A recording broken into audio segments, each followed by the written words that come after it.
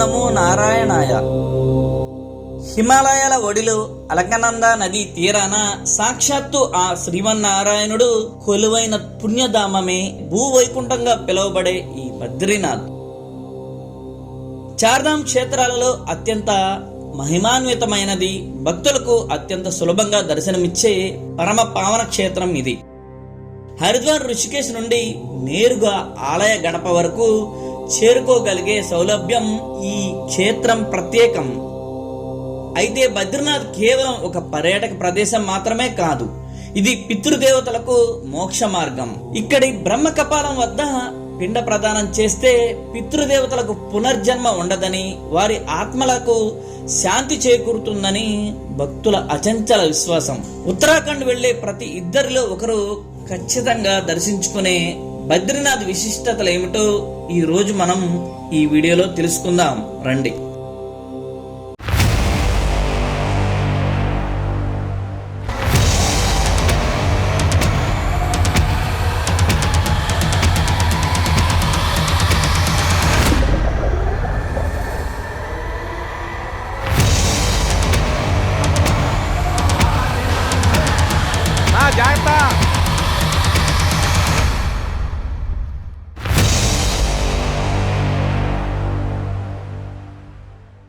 బద్రీనాథ్ యాత్ర కేవలం ఒక ప్రయాణం కాదు, అది ఒక ఆధ్యాత్మిక తపస్సు.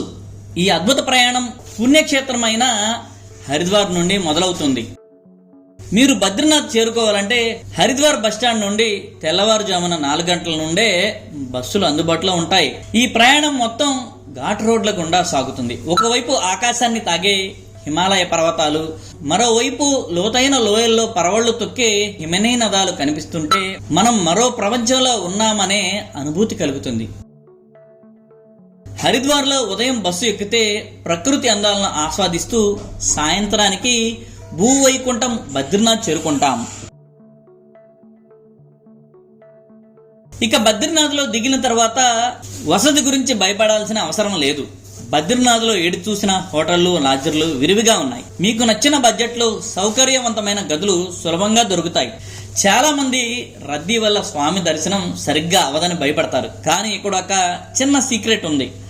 ఆలయం తెరిచిన మొదటి వారంలో లేదా సెప్టెంబర్ నుండి గుడి మూసే వరకు భక్తుల రద్దీ చాలా తక్కువగా ఉంటుంది. ముఖ్యంగా సెప్టెంబర్, అక్టోబర్ నెలల్లో అయితే ఈ ప్రాంతం ఎంతో ప్రశాంతంగా మారుతుంది. జనాలు కూడా చాలా తక్కువగా కనిపిస్తారు. ఆ సమయంలో ఎలాంటి రిజిస్ట్రేషన్ కూడా అవసరం లేదు. బద్రీనాథుని దర్శనం అయితే కేవలం 5 నిమిషాల్లోనే పూర్తవుతుంది. దీనివల్ల స్వామివారిని ఎన్నిసార్లు కావాలంటే అన్నిసార్లు తనివి తీరా దర్శించుకోవచ్చు. ఈ సీజన్లో వసతి సౌకర్యాలు కూడా చాలా తక్కువ ధరకే లభిస్తాయి.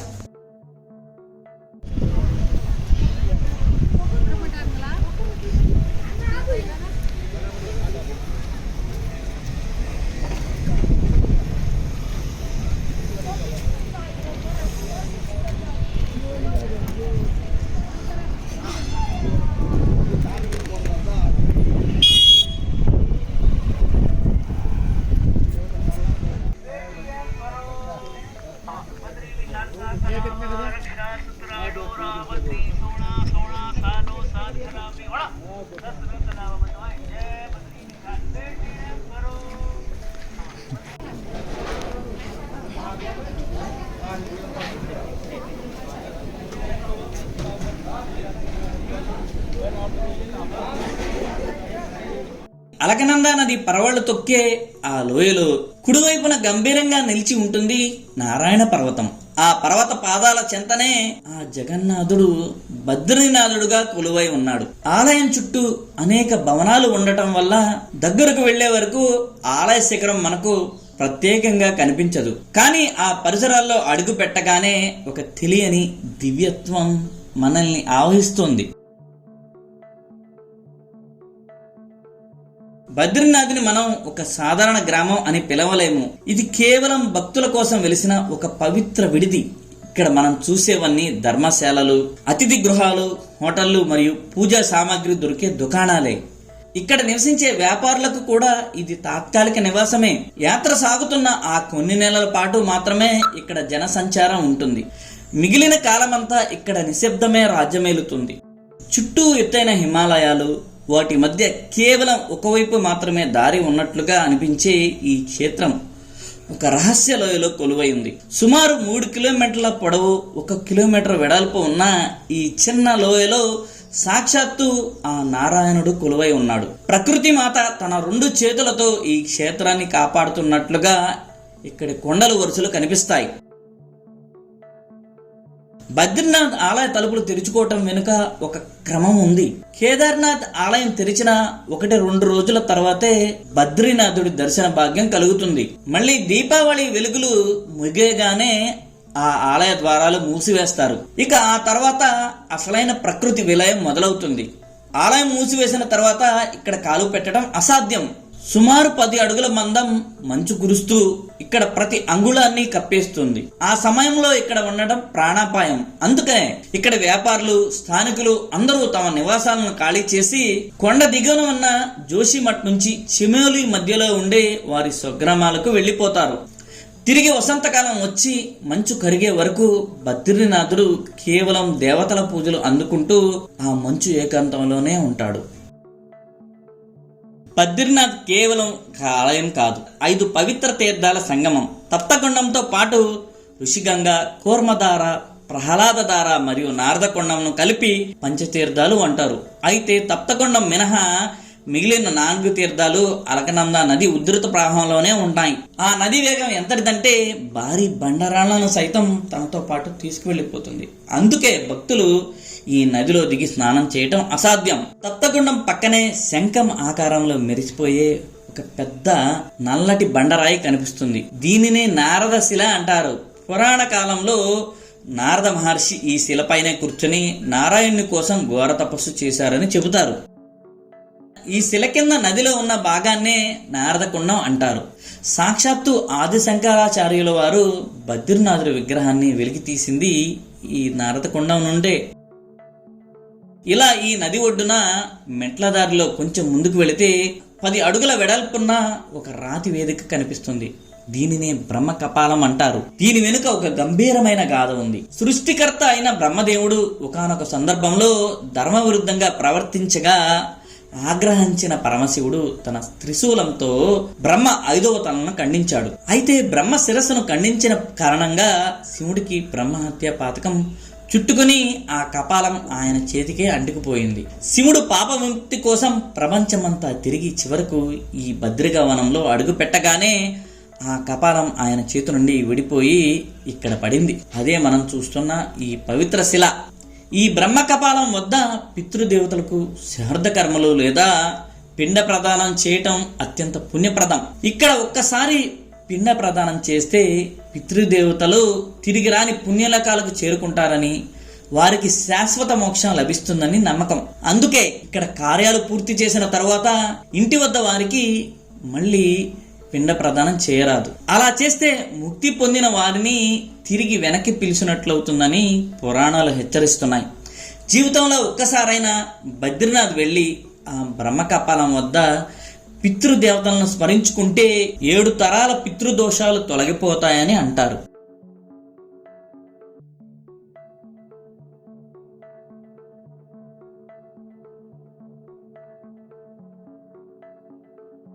అలకనందాకు ఒకవైపు భక్తుల సందడి, హోటళ్లు, ధర్మశాలలు ఉంటే మరోవైపు నిశ్చలమైన దైవ సన్నిధి ఉంటుంది. నదిపై ఉన్న వంతెనను దాటి సుమారు 5 గజాలు నడిస్తే భక్తులను స్వాగతిస్తూ 30 మెట్లు కనిపిస్తాయి. అయితే ఆ మెట్లు ఎక్కే ముందు మనం దర్శించాల్సింది తప్తకొండాన్ని. బద్రీనాథ్ ఆలయానికి కొంచెం దిగువన అలకనంద నది ఒడ్డునే కొలువై ఉంది తప్తకొండం. దీన్ని అగ్నికొండం అని కూడా పిలుస్తారు. చుట్టూ మంచు కొండలు, పక్కన ఐసుగడ్డలా ప్రవహించే అలకనంద నది. కానీ కుండంలో మాత్రం నీరు ఎప్పుడు వేడిగా స్నానానికి అనువుగా ఉంటుంది. ఇది కేవలం ప్రకృతి వింత కాదు, దీని వెనుక అగ్నిదేవుడు పొందిన శాప విమోచన వృత్తాంతం ఉంది. పురాణాల ప్రకారం ఒకసారి భృగు మహర్షి ఆశ్రమంలో లేని సమయంలో ఒక రాక్షసుడు ఆయన భార్య మీద కన్నేశాడు.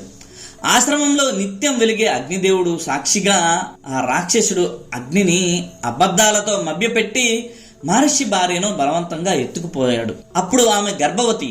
మార్గ మధ్యలో ఆమె శవనుడు అనే బాలుడికి జన్మనిచ్చింది. ఆ శిశు శరీరంలో తేజస్సుకు ఆ రాక్షసుడు భస్మమైపోయాడు. తిరిగి వచ్చిన భృగు మహర్షి జరిగిన విషయం తెలుసుకుని చాలా ఆగ్రహం పొందాడు.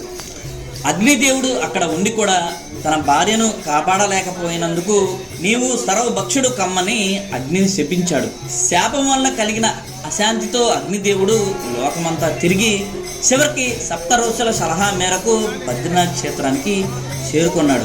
సాక్షాత్తు ఆ బద్రీనారాయణుని శరణ వేడి ఈ కుండంలో ప్రవేశించి స్వామి సేవలో ధరించాడు. అగ్నిదేవుడు భక్తికి మెచ్చిన నారాయణుడు ఆయనకు శాప విమోచనం ప్రసాదించాడు. అగ్నిదేవుడు స్వయంగా ఈ కుండంలో నివసిస్తూ ఉండటం వల్ల ఇక్కడ నీరు నిరంతరం వేడిగా ఉంటుంది. ఈ కుండంలో స్నానం చేస్తే శరీరంలోని రుగ్మతలే కాకుండా మనసులోని సర్వ పాపాలు అగ్నిలో పుటం పెట్టినట్లుగా నశిస్తాయని భక్తుల ప్రగాఢ విశ్వాసం. బద్రీనాథుణ్ణి దర్శించుకునే ప్రతి భక్తుడు ఈ అగ్ని తీర్థంలో స్నానం ఆచరించి పునీతుడవుతాడు. ఈ తప్తకుండంలో స్నానం చేసి మరికొంత దూరం వెళ్ళి ఆలయం మెట్లు ఎక్కుతుంటే మధ్యలో ఆది కేదార్నాథ్ ఆలయం కనిపిస్తుంది. ఒకప్పుడు ఇది శివపార్వతుల నివాసం. విష్ణుమూర్తి ఒక చిన్న బాలుని రూపంలో వచ్చి శివుడిని మెప్పించి ఈ ప్రాంతాన్ని పొందాడు. విష్ణువు ఇక్కడ తపస్సు చేస్తుంటే ఎండ వానల నుండి కాపాడటానికి లక్ష్మీదేవి బద్రి చెట్టుగా అంటే రేగు చెట్టుగా మారి ఆయనకు నీడనిచ్చింది. అందుకే ఈ ప్రాంతానికి బద్రికాశ్రమం అనే పేరు వచ్చింది. శివుడు త్యాగం చేసిన ఆ పాత నివాసమే నేటి బద్రీనాథ్. అందుకే బద్రీనాథ్ మెట్ల దారిలో ఉన్న ఆ చిన్న ఆలయం శివకేశవుల మధ్య ఉన్న ఆ భేదాన్ని, ఆ పురాణ గాథను మనకు ఎప్పుడు గుర్తు చేస్తూ ఉంటుంది. హరిని దర్శించే ముందు హరుడిని స్మరించుకోవటం ఇక్కడ ప్రత్యేకత. ధర్మునికి మూర్తిదేవికి జన్మించిన వారే సాక్షాత్తు శ్రీమన్నారాయణ అంశలైన నరుడు మరియు నారాయణుడు. తమ తల్లిపై అచంచలమైన భక్తి కలిగిన ఈ సోదరులిద్దరూ ఆమె సేవలో ధరించారు. వారి భక్తికి మెచ్చి తల్లి మూర్తిదేవి వరం కోరుకోమనగా వారు లోక కళ్యాణం కోసం హిమాలయాల్లో తపస్సు చేసుకున్నందుకు అనుమతి కోరారు. పుత్రవాత్సల్యంతో ఆమె మొదట నిరాకరించిన, అమ్మా నీపై మా భక్తి ఇప్పటికీ తగ్గదు, ఏటా ఒకసారి నిన్ను వచ్చి దర్శించుకుంటాము అని మాట ఇచ్చి ఆమెను ఒప్పించారు. నరనారాయణులిద్దరూ తల్లికిచ్చిన ఆ మాట నేటికి అక్షర సత్యంగా కొనసాగుతోంది. ప్రతి ఏటా భాద్రపద శుద్ధ చవితి నాడు బద్రీనాథ్లో ఒక అద్భుత ఘట్టం ఆవిష్కృతమవుతుంది. ఆ రోజు బద్రీనాథుడు ఉత్సవ విగ్రహాన్ని మేళ తాళాలతో అత్యంత వైభవంగా ఊరేగింపుగా తీసుకువెళ్లి మూర్తిదేవి ఆలయంలో ఆమెకు చూపిస్తారు. వేల ఏళ్ల నాటి ఆ మాతృ పితృ సెంటిమెంట్ నేటికి అక్కడ సజీవంగా ఉండటం భక్తులను పరవశింపచేస్తుంది. ఈ మూర్తిదేవి ఆలయం బద్రీనాథ్కు సుమారుగా 5 కిలోమీటర్ల దూరంలో ఉన్న మనా విలేజ్ లో ఉంటుంది. మనా విలేజ్ ని నేను నెక్స్ట్ వీడియోలో చూపిస్తాను. అప్పుడు మూర్తిదేవి ఆలయాన్ని క్లియర్ గా చూద్దాం.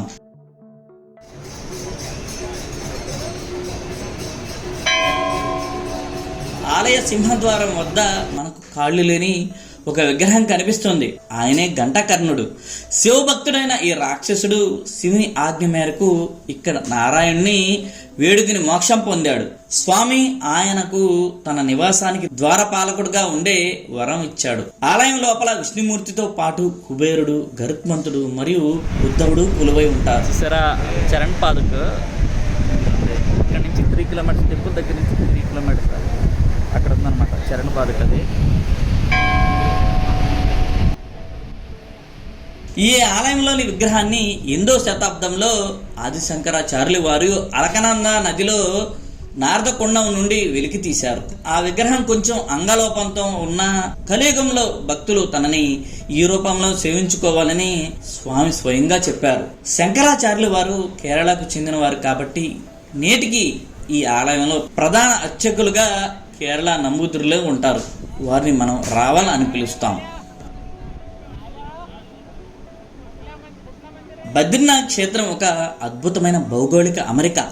అలకనంద నదికి ఒకవైపు ఆలయం ఉన్న కొండను నారాయణ పర్వతం అని, నదికి అవతల వైపు ఉన్న కొండను నరపర్వతం అని పిలుస్తారు. ఇక్కడ ఒక గొప్ప విశేషం ఉంది.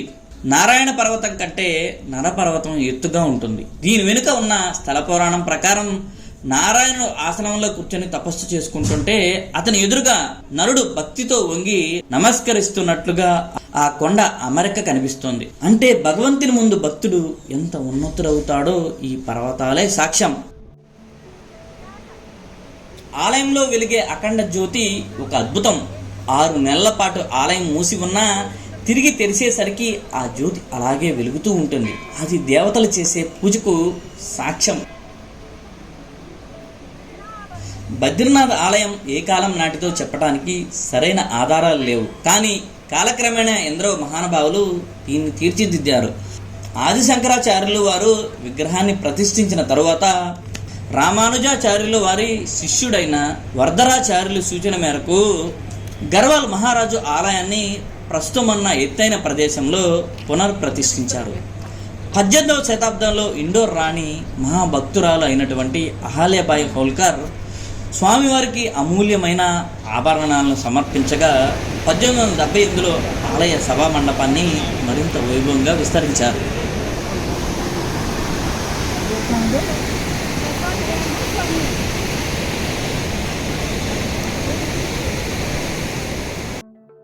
బద్రీనాథ్ క్షేత్రం నుండి ఉత్తర దిశగా ఎత్తైన హిమగిరులను దాటుకుంటూ వెళితే ప్రకృతి సిద్ధమైన ఒక అద్భుత లోకం మనకు సాక్షాత్కరిస్తుంది. అదే ధనాధిపతి అయిన కుబేరుని నివాస స్థలం అలకాపురి. ఈ పర్వత ప్రాంతంలోనే అలకానంద నది జన్మించింది. ఆలయం వద్ద మనం చూసే ఉద్ధృత రూపానికి మూలం ఈ అలకాపురియే. ఇది యక్ష కిన్నెర రాజు అయినటువంటి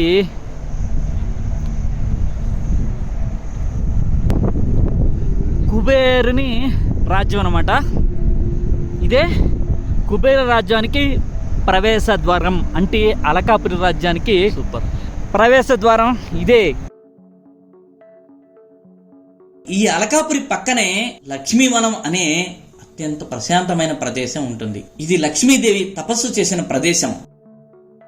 ఇక్కడ ప్రకృతి సౌందర్యం చూస్తుంటే సాక్షాత్తు ఇది కేవలం ఒక ప్రదేశం మాత్రమే కాదు, ఆధ్యాత్మిక యాత్రికులకు ఒక శక్తివంతమైన మజిలీ. ఇంకోటి అదిగోండి వాటర్ ఫాల్. అదేమనుకున్నారు? వసుధార వాటర్ ఫాల్ చూస్తారా? ఈ వసుధార వాటర్ ఫాల్ కూడా ఈ అలకాపురి రాజ్యం నుంచి ఆ పైనుంచే మంచు కరిగి వాటర్ కిందకి దూకుతుందన్నమాట. అక్కడి నుంచే వచ్చి అలకాపురి నుంచి వచ్చే వాటర్ అనమాట. వాటరే ఈ వసుధార నుంచి కిందకి దూకుతుందన్నమాట. చూసారా? అది వసుధార వాటర్ ఫాల్. ఇక్కడ చూసారా? ఇవి మనకి కింద కనిపించే అన్ని భోజవృక్షాలు. ఇవన్నీ భోజవృక్షాలు. అంటే మనకు తాళపత్రాల మీద ఎలా మన పూర్వీకులు గ్రంథాలు రచించేవారో ఈ ప్రదేశంలో, అంటే ఈ మంచు కొండలు, ఈ హిమాలయాల్లో ఇలాంటి భోజవృక్ష పత్రాల మీద వీళ్ళు గ్రంథాలు రచించేవాళ్ళు అనమాట. అలాంటి భోజవృక్షాలు. ఈ భోజవృక్షాలు పార్వతి లక్ష్మీదేవికి చాలా ఇష్టమైన భోజవృక్షాలు ఇవి. ఇక్కడ ఉండడానికి రీజన్ ఏంటంటే మనం ఇప్పుడు లక్ష్మీవనంలో ఉన్నాం. చూసారా ఈ ప్లేస్ ఎంత అందంగా ఉందో? ఆ కొండ చూడండి, వావ్, అద్భుతం కదా. ఈ మార్గంలో ఇప్పటి వరకు చిన్న చిన్న పూల మొక్కలనే మనం చూసాం కదా, కానీ ఈ లక్ష్మీవనం దగ్గర పెద్ద పెద్ద భోజపత్ర వృక్షాలను చూడవచ్చు. పూర్వం ఈ ప్రాంతంలో బద్రీనారాయణుడు తపస్సు చేసేవారు. అప్పుడు స్వయంగా లక్ష్మీదేవి భోజపత్ర వృక్ష రూపంలో స్వామివారి దగ్గర కొలువుండి తపస్సు చేసింది. అందువలన ఈ భోజపత్ర వృక్షాలను దర్శించుకుంటే స్వయంగా లక్ష్మీదేవిని దర్శించినట్లు అని చెబుతారు. అందువలన ఈ ప్రాంతానికి లక్ష్మీవనం అనే పేరు వచ్చింది.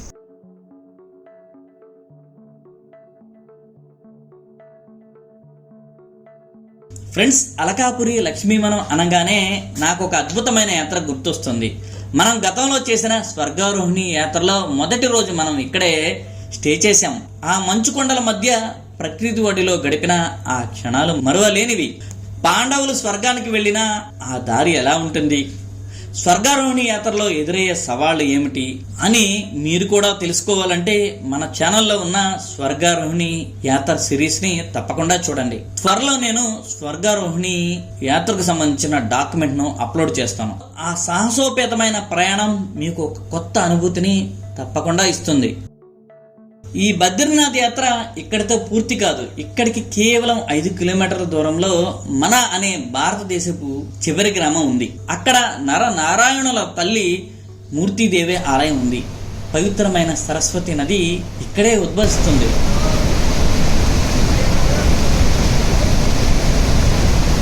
అన్నింటికంటే ముఖ్యంగా వేదవ్యాస మహర్షి చెబుతుంటే విఘ్నేశ్వరుడు భారత భాగవతాలను లిఖించిన ఆ వ్యాస గుహ, గణేష్ గుహలు ఇక్కడే ఉన్నాయి.